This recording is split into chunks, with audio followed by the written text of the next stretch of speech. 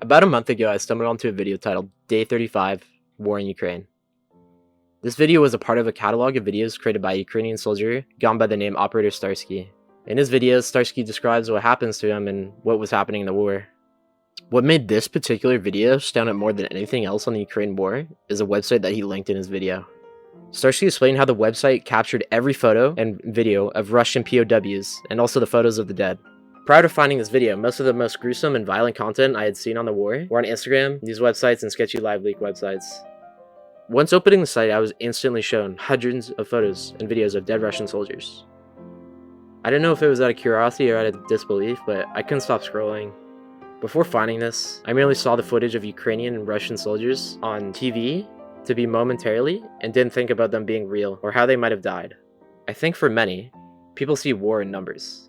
As so did I before looking further into it. In reality, every single human, either Ukrainian or Russian, is a father, mother, brother, sister, or son and daughter.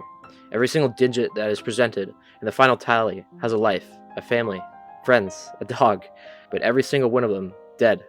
They all had a final moment. Maybe they were in the heat of battle, maybe they were just standing guard, or maybe they were sitting around a table laughing. At one point in their life, they went out dancing and embarrassing themselves in front of the most beautiful girl. Even mangled and distorted, bodies have seen struggles and hardships, good times, bad times, and fallen in love.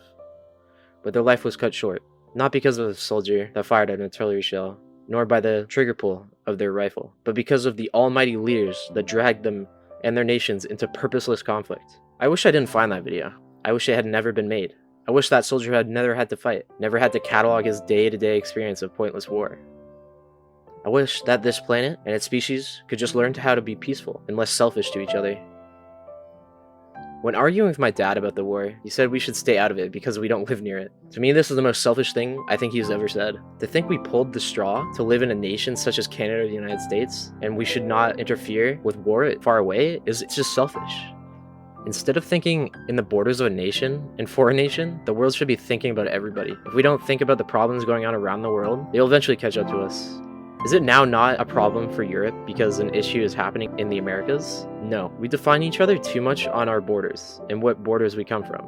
Working together to solve our problems will end them faster and better. Why do we continue to let our politicians destroy relationships, deprioritize our issues, and weaken our trusts? To stop wars and violence, we must tear down our borders and unite, not under a nation or a flag, but as a people. Not for the betterment of yourself, but for the betterment of others. Because you were given the privilege to be somewhere free of war, free of poverty, and free of malnutrition.